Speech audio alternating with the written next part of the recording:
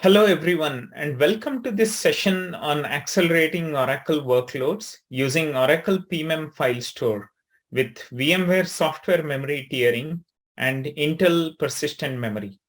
My name is Arvind Jagannath, and I am Senior Product Line Manager for VMware working on the Vsphere platform. With me, I have Sudhir Balasubramanian, who's Senior Staff Solution Architect for Oracle working at VMware. Today, we'll introduce vSphere persistent memory. We'll look at how VMware uses vSphere or what use cases are enabled with VMware for persistent memory. Then we'll also cover some of the big memory vision for VMware and software tiering. We'll also present the VMware persistent memory as a concept.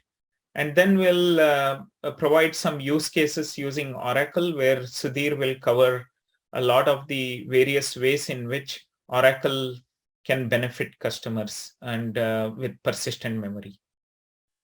So let's introduce vSphere persistent memory. So when you look at the persistent memory tier, it acts as a bridge between low latency DRAM access and higher latency flash. So basically, persistent memory provides a nice type of memory gap, fills the memory gap where DRAM provides a really low access latencies, whereas flash provides very high latencies, and persistent memory provides latencies of the order of a few hundreds of nanoseconds. So at VMware, we use both persistent memory as memory and also as something called VPMEM or an VNVDIMM kind of storage. So basically, persistent memory can be used by applications in variety of ways, which we'll cover next. So on the left, you see a DIMM form factor, a typical DIMM form factor for persistent memory that can be directly slotted into a DRAM in the system. So memory mode is one of the modes that can be used here. DRAM acts as a cache, and then the capacity seen by the host is actually the entire capacity presented by persistent memory. On the right, you see the app direct mode. So here we use something called the VPMEM. Here applications are able to use some of the persistent qualities of the persistent memory, and also make use of the lower latency characteristics of persistent memory to provide direct benefits for applications. So if you look at PMEM and DRAM, they are available as independent memory resources, and they can be used in direct control of load and store instructions. Whereas if you look at PMEM, there is another way where you can use it as byte addressable memory, and it can be mapped into the physical address space, and it can also be directly accessible by applications. So now let's move on to covering software memory tiering. But before that, I want to sort of provide some rationale into what are some of the VMware competencies so that we understand why we actually went into the path of software memory tiering. So the previous mode, which is the memory mode that we saw in the previous slide, was more on the hardware memory tiering side of things. But we also moved to use software memory tiering, which is something we built within the ESX itself. So if you look traditionally at what VMware has provided, VMware lends itself really well to such technologies, which means that customers, OEMs, and server vendors are able to provide all kinds of underlying hardware innovations. It is virtualization and the hypervisor which hides away all the various hardware innovations and provides it as mere abstractions. And so applications can run without any changes, and they can make use of the abstractions directly and actually make use of the underlying advantages provided by the hardware.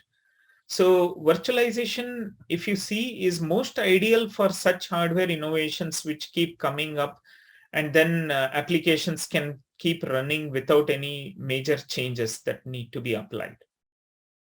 So the other benefit that I present next is on the memory resiliency side of things with DRS. So distributed resource scheduling, or DRS, provided by VMware provides load balancing and mitigation option, which means that even in the cases where there is no lower utilization or not enough performance that can be guaranteed on a host, DRS ensures that applications and VMs get the consistent performance that they need. So DRS can automatically make sure that across the cluster, there is a holistic view of how workloads are running, and VMs can be migrated to the right host that can provide the right performance guarantees. So the third point I want to mention is on the ecosystem. So VMware is a strong ecosystem player. So we have across the board, we have support for memory vendors and CPU vendors, storage vendors, and IO vendors. And we ensure that we work across the board, and we work and provide day zero support for each of these vendors. And we also ensure that all the hardware innovations that come in are immediately utilized by the hypervisor and thereby passed on to the applications and the VMs. So if you look at the VMware Compatibility Guide, which is our HCL, you will see tens of thousands of devices supported by hundreds of partners. Next, at the bottom, let's look at some of the latest innovations that we introduced over the last couple of years. So we introduced something called pass-through devices, which are a way for guests to directly consume hardware. We also have something on the lines of pooling and disaggregation with BitFusion and vGPUs. So we provide things like GPUs that can be used even though they are not present in that same host. And we also provided something on with SmartNICs. With the recent Vsphere 8 release, we have provided support for Project Monterey and SmartNICs and accelerators. Next, let's look at some of the market trends and why we think that software memory tiering will be useful, and why it is being driven by some of the market needs. So as digital transformation of businesses are growing, this is because of the explosive growth of data. You will see that more and more businesses want to extract maximum insights from their data. So for example, one of the major points presented by IDC is that data has grown more over the last few years than it has grown over the history of data being generated over the last 20, 30 years. So by 2025, there will be 175 zettabytes of data that will be generated. And the other trend that is seen and predicted by IDC is that 30% of data will become real time. And it points to a need where enterprises need insights immediately, and they need to run their applications such as AI, ML, or real-time analytics, big data analytics in memory, so that they can get insights immediately and they can apply those insights immediately into their business to get more benefits. So if you look at the trends on the left versus customer needs on the right, so on the left, you see that there is definitely an explosive growth of data over the years, and data has been growing at a high compound rate. There is also a desire to get insights for a lot of the businesses, and also for these applications to run in memory because they need to be real time.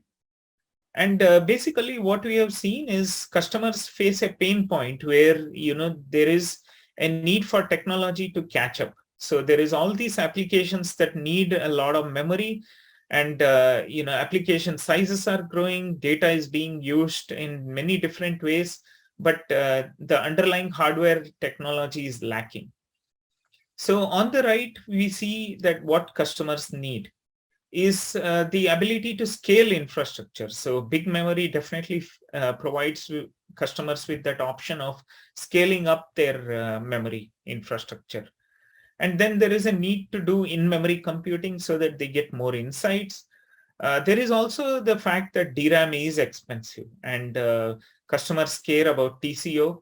And DRAM also lacks densities, which means that you may have cores increasing, but at the same time, DRAM is not dense enough to take advantage of those cores. There is also a need for monitoring and remediation, which I talked about a bit and which VMware provides.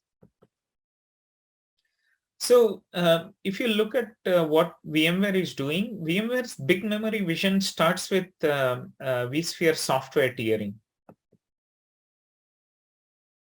So here I outlined some of the benefits of software tiering. So software tiering is something you can think about that we built within the kernel. So which means that we made changes into our memory management modules and several other places in the kernel so that we can take advantage of the physical tiers that are present in the hardware. So what are some of the benefits? So basically, we can provide higher density and more capacity. So large applications can run, and then more memory can be scaled up on the same host. We also, this also helps with providing lower TCO. So there are obviously cost benefits.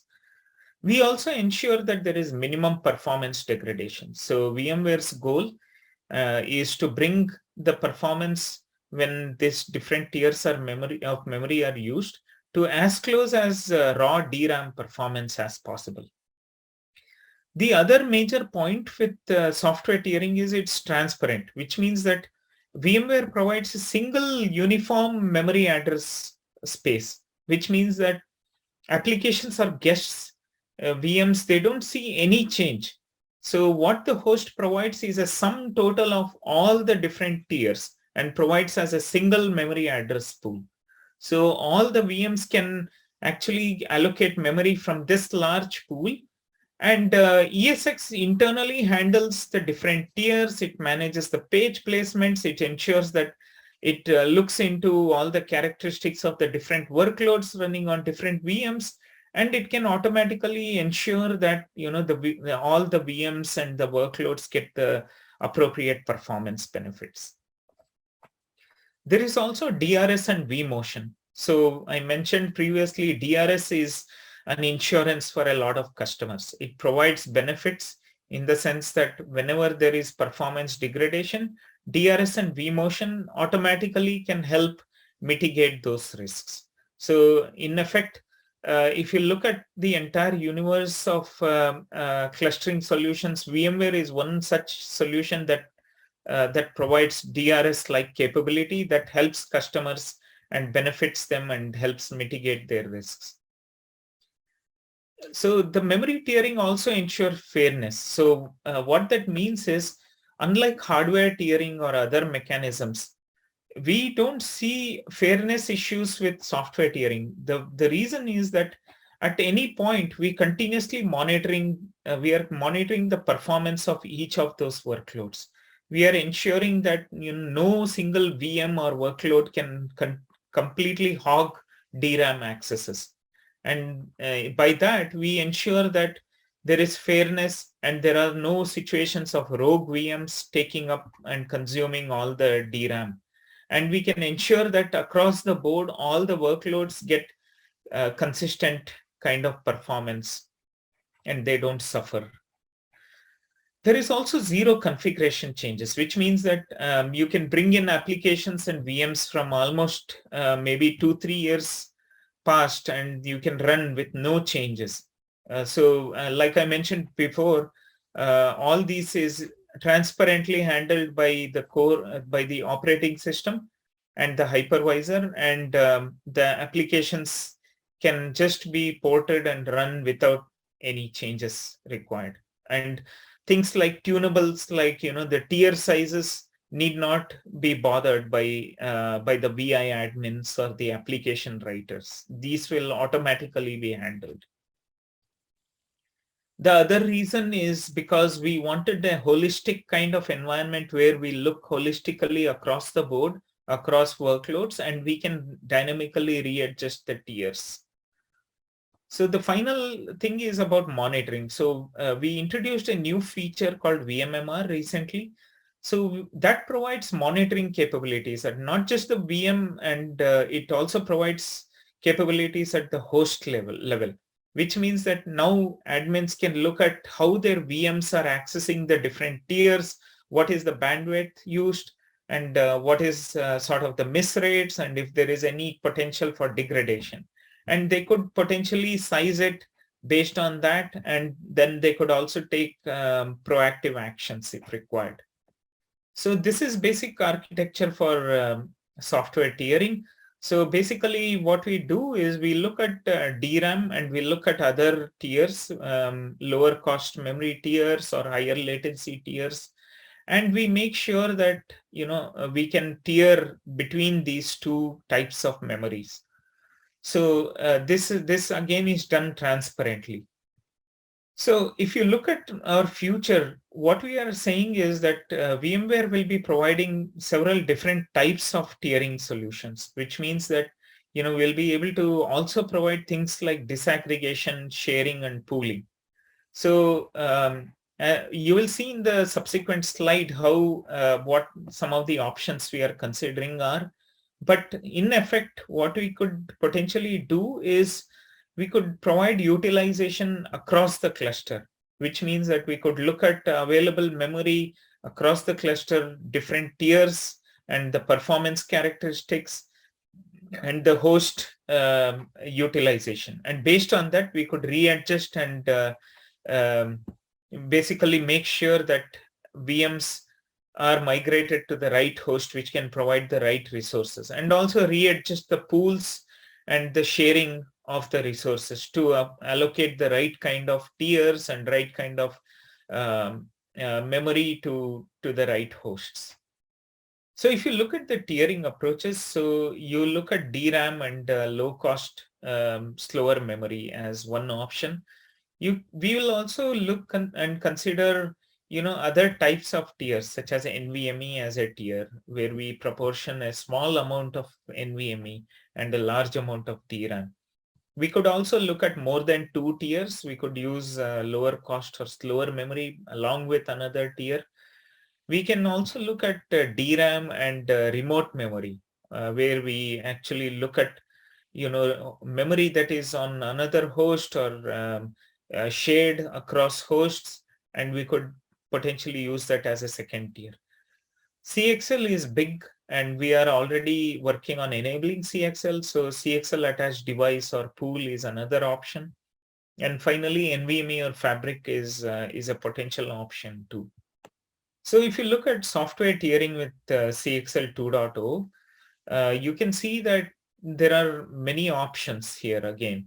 So CXL 2.0 is the time when we think that there will be a lot of memory vendors and CPU vendors across the ecosystem. There will be a good alignment in terms of what is available as tiers that is available along with DRAM to be used. So there are several solutions that have to do with either memory expansion or more bandwidth provided by CXL, or even things like sharing and pooling provided by memory devices or memory appliances, or CXL provided higher latency tiers. So all these options are possible. So you could have you could also potentially have a CXL switch, which can help make use of memory devices or appliances in a shared and pooled manner across hosts. So here we present, what we see here is, the logical view on the left and the physical view on the right. So on the right, we see that physically there may be two or more tiers, and there may be cheaper and bigger memory, and it may be slower memory, it may be a CXL based memory, etc., and higher latency memory. But when we present it to the guest operating systems and we present it as a single memory address space, we don't make a distinction for the tiers. We present them as one sum of all tiers and one single pool. So the key points here are, Vsphere decides what tiers to use and when to use them, and dynamically adjust them. And then memory available to the host, to each host, is basically the sum of all the memory tiers available on that host. So finally, let's look at how everything fits together. So if you look at the center, which is on the host side with the square figure, you will see that several VMs are running. And each VM can be sized differently with different tiers. And then, they can be different size tiers at different points of times. So the reason for this is because we, as a hypervisor, are completely aware and we monitor continuously how the VMs are consuming the different tiers and how the application and workload is behaving. So if you look at the right, we are doing the page placement automatically. So which means that we actually make sure that, we choose the right tiers for paging, and we actually make sure that we can do the hot and cold page replacements between the different tiers and automatically adjust the performance that is required by that application. So at any point, we have the appropriate monitoring mechanisms to monitor the tier bandwidth and miss rates, etc., of different tiers, and we have more insights to adjust the tiers. So on the left, you see the DRS. So DRS is, like I mentioned, it provides the additional insurance.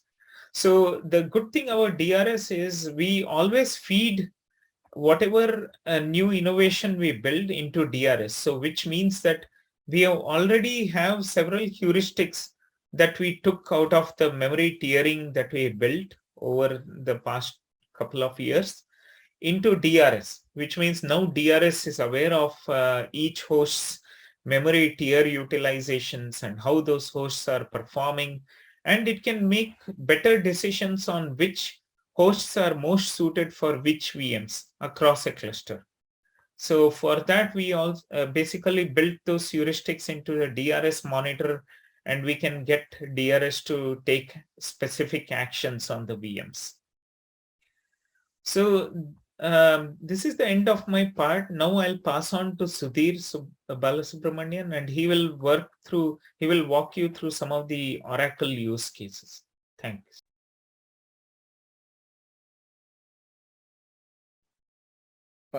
Thank you, Arvind. And let's look at some of the benefits of running Oracle workloads on VMware Vsphere platform. But more specifically, right, let's look at how VMware Vsphere as a platform is able to consume persistent memory. So we'll look at some of the concepts in the forthcoming slides. Right.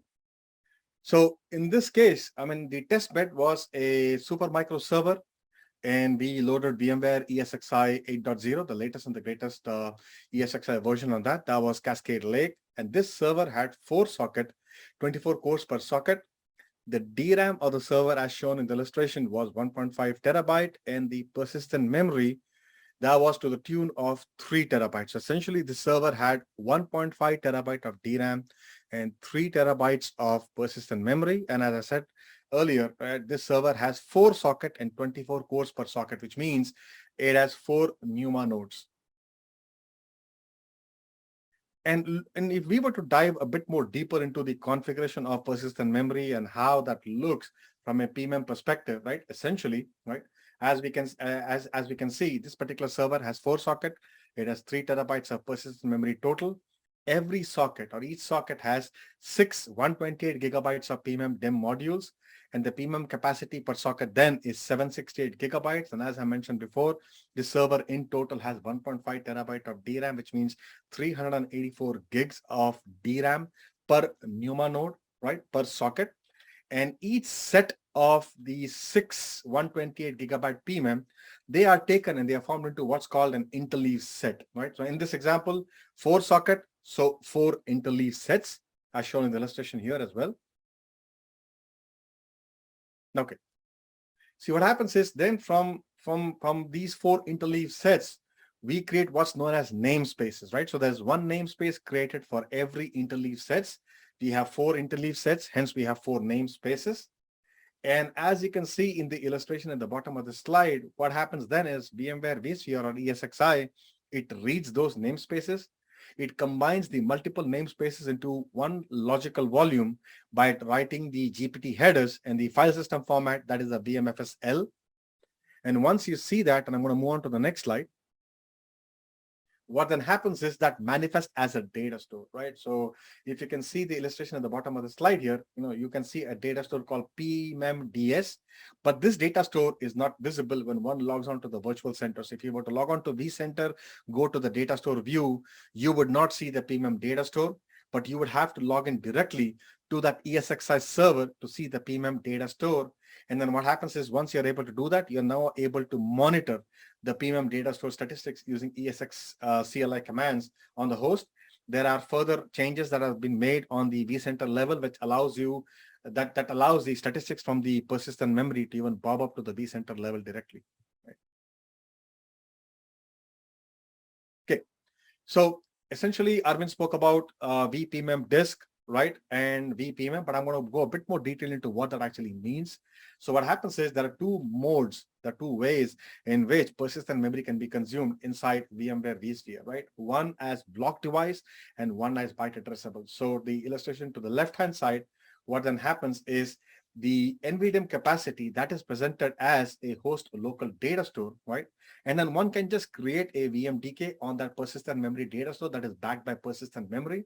And so what happens is once you create the VMDK, the guest operating system, that will access it just as a regular block device, whether that's SCSI, whether that's NVMe device.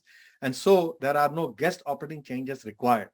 The use case that we can think of here is essentially if you have legacy applications, right, where really they don't need that byte addressable capacity feature or capability. By simply putting that VMDK on that persistent memory backed data store, one is able to accelerate that workloads, right?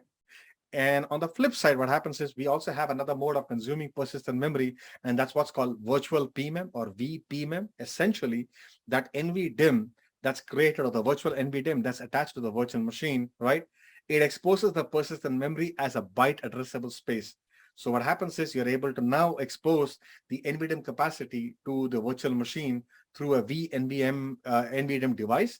And now the guest operating system, the modern guest operating system, be that RHEL 7 or even OEL 7, you are able to directly use it as a DAX mounted, which means it's directly accessible, right? So there is no, P reads, P writes, there is no, none of those physical reads and physical writes. Essentially, it's a load and store instruction. So again, from a block device perspective, right, there are 2 ways, or from a persistent memory perspective, there are 2 ways one can consume it.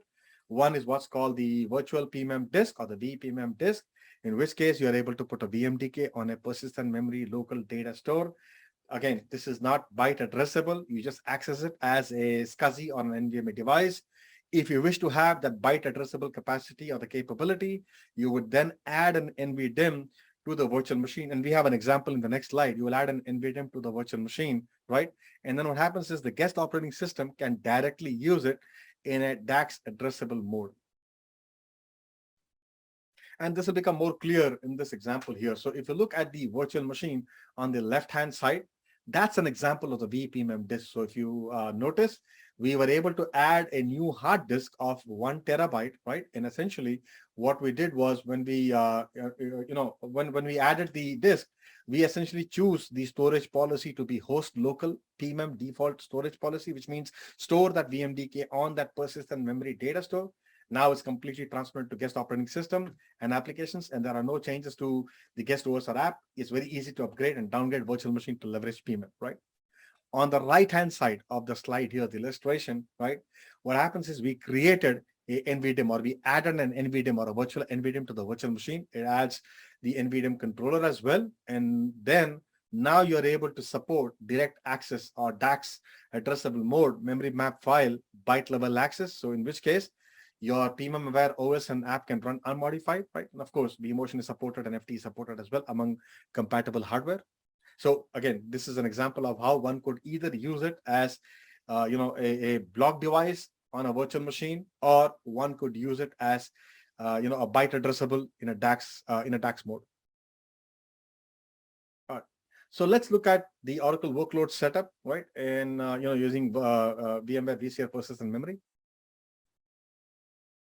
But even before we go into that, let's talk about some of the challenges and some of the challenges and the solutions that we had to come up, or Oracle had to come up with those challenges, right? So what are the challenges with native PMEM? Essentially, native PMEM, right? It natively operates byte by byte. It doesn't operate on a block basis, which means the data persistence is 8 bytes at a time, right? As we all know, the Oracle databases, they are based on a block construct with block sizes ranging from 2K to 32K, which means if I'm writing data into an 8K block, for example, that would mean that I would have to write 1024 times 8 byte PMM chunks. And let's assume while that's happening, right, if there's a power failure or if there's any kind of abnormal condition, what will happen is that can result in fractured or torn block portions of the block, which would contain old data and other portions with the newer data. So now you are now you're having database corruption because of the fracture or the torn block portions of the block, right? And that was because of the power failure, other abnormal condition. So what's the solution here? The solution is to use the Intel Optane DC PMEM in app direct mode, which is backed by Oracle either 21C or 19C persistent memory file store on a VMware vSphere platform. And as everybody knows, the persistent memory file store, well, that's a pointer switching PMM file system, and that supports the atomic updates of Oracle DB blocks, and it provides external interface for mapping and accessing Oracle DB directly in PMM. All right. So let's look at a test setup, right? And the database in question was an Oracle 21C database. So essentially a virtual machine on ESX 8.0, latest and greatest version, right? This virtual machine had 24 vCPUs, 256 gig of memory. So essentially it was within a NUMA node. It wasn't crossing NUMA node boundaries in this particular example. All of the virtual machine VMDKs were on an all-flash storage. The operating system was OEL 8.5 UEK. Oracle version was 21.5. The SGA was set to 96 gig, PGA 20 gig. It was a standalone database with multi-tenant option.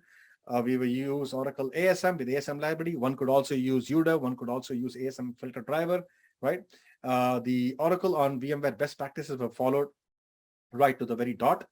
And if we look from a virtual machine, the VMDK perspective, essentially that's the layout for the VM, and I'm not going to go too much into detail as to how the virtual machine was laid out, right? But let's focus on the NVDIM use case here, right? So essentially, our use cases, we had two use cases here. One was to put the redo log file on NVDIM, right? And the second use case was to put flash cache on NVDIM and see, do we get any kind of acceleration? And if yes, how does the metrics look like, right? So the first use case, we came up with an NVDIM of 100 gigabytes for redo PMM testing. The second use case, we came up with a block device, Fightwell for flash cache testing, TV SCSI, right? And we also added an NVDIM, right, which we used it as in a persistent memory mode, which means the VPMM mode that I spoke about, wherein it is byte addressable. So let's look at both the use cases here. Okay, looking at the redo log performance use case here, and I'm going to move on to the next slide. So essentially, this is what the setup looks like, right? So from a virtual machine perspective, we added an NVDIM of 100 gigabytes, right? And then we partitioned that in an FS, it was in an FSDAX mode. We partitioned it, right? And what we did was we created an ext4 file system. We made sure that had a DAX mount options in that. We also created the Oracle 21C Oracle persistent memory file store. The mount point is there. The subdirectory is there as well. And that's the example of the PMM file store creation. So I'm not going to go much into detail on the command or how we created that. You guys are already aware of it. But if you look at the illustration at the bottom of the slide, yes, we do have the persistent memory file store, right? And we have the Linux ext4 file system in the DAX mode. And you can see that the DAX option is there as well. I'm going to move on to the next slide here. And let's look at the use case here. So essentially, virtual machine on ESX 8.0, 24 vCPUs. To summarize, we had 256 gig of memory. The OEL 8.5 UVK, that's the operating system version. Oracle 21.5, standalone database, ASM library.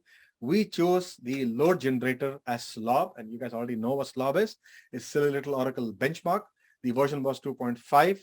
The update percentage for this test was set to 100, right? And we made sure that the redo stress was very heavy, which means because the reason was we wanted to drive as much redo as possible, and we wanted to study the performance improvements. Essentially, If you look at the work unit here, we set the work unit to 3, which means the minimum size of work unit was chosen to drive most amount of IO with heavy stress on redo to study the performance improvement using PMEM, right? And something that I like to mention here, keep in mind any performance data, well, that's a result of the combination of hardware configuration, the software configuration, the test methodology, the test tool, the workload profile that's used in the testing. So the performance metrics or the improvements that we got here with this workload in our lab, that is in no way representative of any real production workloads, which mean the performance improvements that anybody else would get in real world workloads, that will be way much better. And by the way, this was by no means any benchmarking exercise, right? Okay, back to the metrics here, right? So if we were to compare redo on all flash array versus redo on persistent memory, right, we could see that the IOPS that increased from 61K, right, per second to 75K per second, the right IOPS, right? When we start looking at the execute SQL per second, that increased from 29K, sorry, to 36K. And when we start looking at transactions per second, that increased from 28K per second to 36K per second. So essentially, the write IOPS increased, the execute SQL per second, that increased, the transaction per second, that increased. So we are seeing performance improvement, right, when we place the redo log files on persistent memory versus placing those redo log files on all flash array, and the load generator here being slob 2.5. And this was for a very heavy write workload. Okay, and the link at the bottom of the slide that has those metrics, that has a test bed in detail as well. Okay, so again, looking at more metrics on the same use case, the accelerating Oracle redo log files. When we look at the the redo log file wait time, right, we are able to see that the log file switch completion that reduced from 24% to 22%, right? The overall DBIO wait time that reduced from 20% to 12%, right? And if you look at the physical write IOPS, right, that increased from 19 million to 24 million. So we saw a lot of performance improvement, right? The log file switch time completion reduction, the overall DBIO time reduction, the fact that the physical write total IOPS that increased from 19 million to close to 24 million, right? So we are seeing performance improvement when we run or when we place redo log files on a persistent memory file store, on a persistent memory file store, which is backed by VMware PMEM data store using Intel Optane PMEM. Okay, so let's change gears here and look at the second example that we have, or the second test case that we have, and that was accelerating the Oracle flash cache. Again, we had the same virtual machine. In this case, what we did was we created a 512 gigabyte persistent memory device, right? We actually added the NVDIMM, right, of 512 gig, and then we created the partition on that particular device. That was in an FS DAX mode that we created the ext4 file system with a DAX mount, as you can see here. Again, we created the Oracle 21C Oracle persistent memory file store, the mount point, the subdirectory, and similar to the previous example here, right, we see that the ext4 file system is mounted in a DAX mode. Okay, let's start looking at the metrics here. Again, the second use case is accelerating Oracle flash cache performance using persistent memory. Same virtual machine, so same configuration. We didn't change that. In this case, we set the DB flash cache size to 384 gigs, right? The load generator, again, in this case was slop 2.5. But here, the update percentage was 0 because we are accelerating the Oracle flash cache, right? And we are not stressing any kind of redo. So we set the redo stress to light. We set the work unit to 32. And as I mentioned, the update percentage was 0 because it was a heavy read-only test to study the performance improvement of flash cache using PMEM, right? So let's look at some of the metrics here. If we look at the left-hand side of the slide, the left-hand side of the illustration, right, we can see that the physical read blocks per second, that increased from 45K per second to 316K per second. The read IOPS increased from 45K per second to 316K per second. The execute SQL per second, well, that increased from 65K per second to 142K per second. So the physical block reads, blocks, that increased. The read IOPS, well, that increased. The execute SQL per second, we saw a phenomenal increase in that. Essentially, right, in a nutshell, we saw the performance improve when we place flash cache on persistent memory as opposed to placing flash cache on an all flash array. More metrics on this particular use case here, right? As we can see from the charts here, the overall DB or the overall database IO wait time, well, that reduced from 38% to 0%, which is phenomenal, right? The OS, the overall operating system, the OS CPU percentage sys, well, that reduced from an average of 8.5 to an average of 1%, right? And the OS and the operating system, the percentage IO weight, that completely reduced from a 40% average to 0, which is like phenomenal, right? So the database IO time, that reduced from 38 to 0. The percentage sys, operating system CPU, that reduced from average of 8.5 to average of 1%. The OS IO weight percentage, well, that reduced from 40% to 0%. So essentially, we are seeing a performance increase when we place flash cache on persistent memory. And again, just to reiterate, any performance data, well, that's a result of the combination of hardware configuration, software, test methodology, test tool, workload profile. Again, when you run this in your lab, your results will be far, far, far more better than what we got in our lab. All right. So let's change gears and talk about VMware vSphere software memory tiering and how that is able to address capacity, TCO, and performance. Arvind did talk about the VMware software memory tiering, so I'm not going to go into the details or the concept of the constructs of VMware software memory tiering. I'm going to start talking about some of the Oracle use cases, workload use cases that we saw by using this particular feature or capability. Right? But essentially, in a nutshell here, right? VMware vSphere has the most awareness of workload memory access pattern, right? And then VMware vSphere as a platform that controls the memory allocation and demand. And we are able to intelligently manage the hot and the cold memory pages that's transmitted to the workload. So no longer do DBAs, no longer do application owners have to say, well, you know what, I need to carve this particular memory portion and I need to give that for the hot blocks, and I need to carve this and give it for the cold blocks, and I need to manage it this way, or I need to manage it that way. VMware vSphere essentially throws a blanket across all disparate memory components, right? Whatever the memory component may be, and essentially that is able to seamlessly and transparently provide, right, a platform where any virtual machine or any business critical application, it doesn't have to be the Oracles, right? It can be the SQLs, the SAP can make use of the memory transparently without the business owner, the application owner, the DBAs having to think, this is where I need to start placing certain components of, let's say, the database or the workload in order to accelerate that. So that's what the VMware software memory tiering is able to take care of that, seamlessly and transparently for those applications. And let's look at how we are able to accelerate these Oracle workloads using this feature and capability provided on a VMware platform. Okay. So essentially, we took two servers. So the server on the left-hand side is the software memory tiering server, right? That had the VMware software memory tiering, the feature of the capability. Again, same server as we saw in the last example here. It had 4 sockets, 24 cores per socket.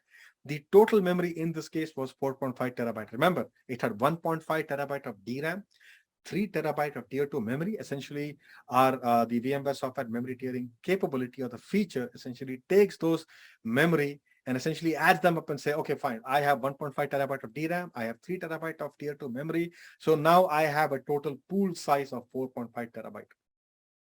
On the right-hand side, again, same server, ESX 8.0, same version, same security patch level, everything was exactly the same, excepting it did not have that software memory tiering capability or the feature. So yes, it had the same number of sockets, the same number of cores, and the total memory that ESXi had was 1.5 terabyte of DRAM. So server to the left-hand side, software memory tiering server, 4.5 terabyte of DRAM, 4.5 terabyte of memory in total, which is composed of 1.5 terabyte of DRAM and 3 terabyte of tier 2 memory. Server on the right-hand side, DRAM mode, total memory size is 1.5 terabyte. Okay, so the previous slide essentially had the illustration from an ESXi server perspective. So if we were to do a bit of a deep dive and look at how it looks from a NUMA perspective, right? So if we look from a NUMA perspective, and as I mentioned before, each server has, both the servers are exactly the same. 4 socket, which means 4 NUMA nodes. Every socket or every NUMA node had, for the software memory tiering server, had 384 gigabytes of DRAM and 768 gigabytes of tier 2 memory. On the right-hand side, which is the DRAM mode server, It had 4 NUMA nodes, and the DRAM was set to 384 gigabytes. Apart from that, the servers are exactly the same version of ESXi, same version of security patch level, and all this and everything else. All right, let's move one layer up, right? So essentially, we came up with 3 virtual machines. So we essentially came up with 2 virtual machines on the software memory tiering server. We came up with 1 virtual machine on the DRAM mode server. And the forthcoming slides, I'll tell you as to why we came up with that way, right? Our intention was to stack up the virtual machine and see if we are able to increase the performance, right? Are we able to run more workload, right, for lower cost and yet achieve that scale and yet achieve that, the scaling capacity, right, from a virtual machine or a workload perspective, right? So 2 virtual machines set exactly the same, right? Every virtual machine had 12 vCPUs, as we can see in the illustration, and every VM had 256 gig of VRAM or virtual machine memory, correct? What we did here in this case was, if you look at the bottom of the slide, we had what's called this NUMA.node affinity. And what that actually means is both the virtual machines on the software memory tiering server, we set the NUMA affinity to 0. So this was a very controlled environment. This was an environment where we wanted to run this test and see, I don't want to have any kind of noise because of NUMA, let's say NUMA imbalance. I don't want my virtual machines to migrate from one NUMA node to the other NUMA node. I don't want them to cross or have any kind of noise or pollution. So that's why we set the NUMA.node affinity to 0 for both the virtual machines in case of the software memory tiering server. On the DRAM mode server, we came up with 1 such virtual machine, exactly the same, right?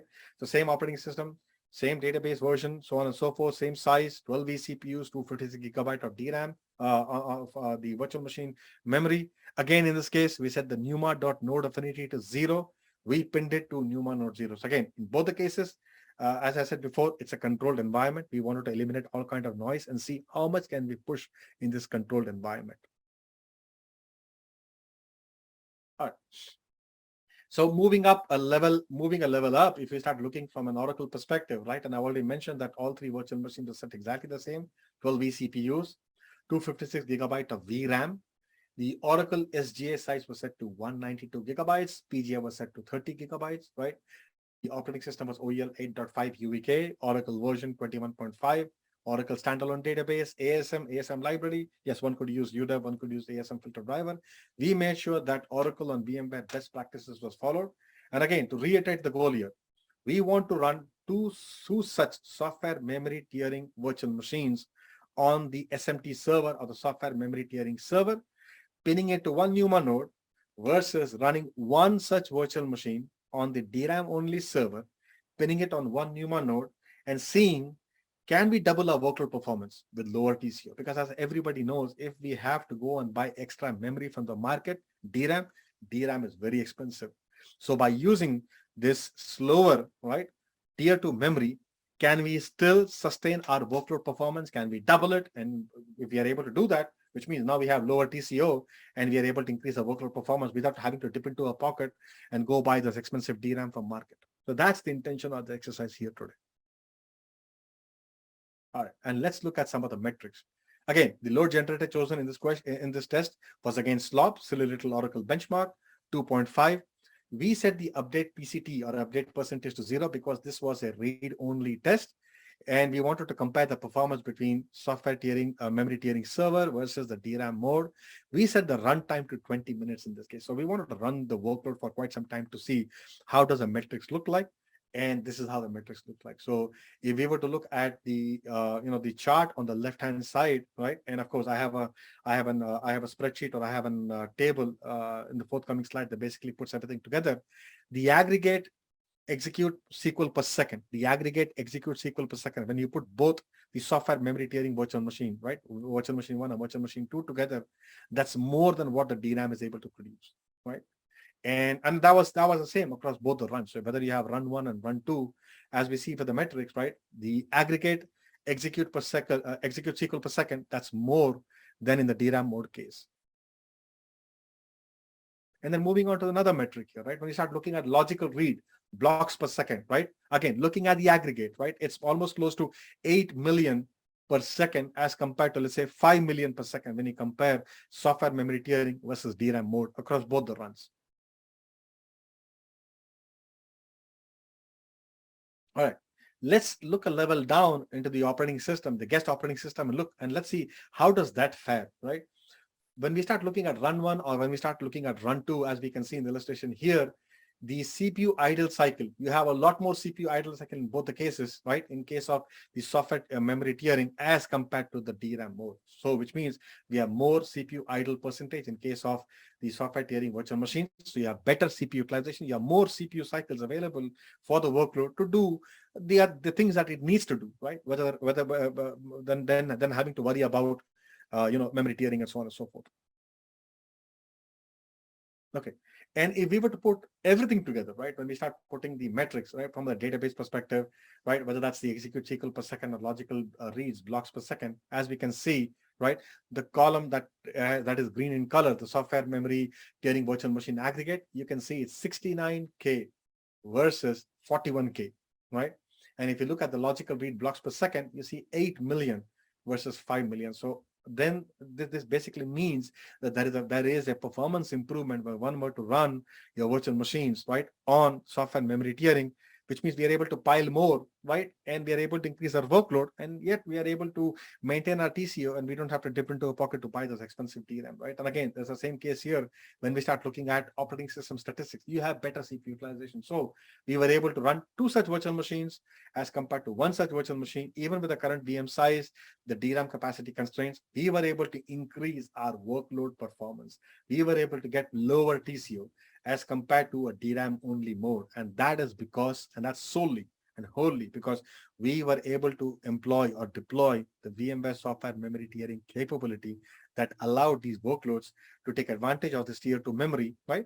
And seamlessly and transparently, right? You're able to throw a blanket across these memory components and basically tell the workload of the virtual machines, you need a chunk of memory. Let me figure out where to get the chunk of memory based on your access pattern, whether that's hot or cold blocks, and I will move those hot and cold blocks for you to make sure that you're able to increase your workload performance. All right, so let's look at some of the key takeaways here. So from a key takeaway perspective, VMware performance results, they show software tiering is ready for the next phase for the big memory evolution. Applications benefit from being in memory. Mission critical applications like Oracle also benefit from such innovations. Essentially, the software memory tiering that will bring scale without adding any operational complexity, right? So software tiering, as we know, right, that's also ready for future technologies like CXL. And CXL can bring pooling and disaggregation to the table here. So again, any and all Oracle on VMware white papers that includes best practices, deployment guides, workload categorization guide, they can all be found in this one-stop shop. So please bookmark this URL, right? We also did a similar presentation for VMware Explore 2022, and the URL of the video is there in the bottom of the slide as well. That's a bit about me, and that's a bit about Arvind as well. But thank you for listening to us, and thank you for attending our session.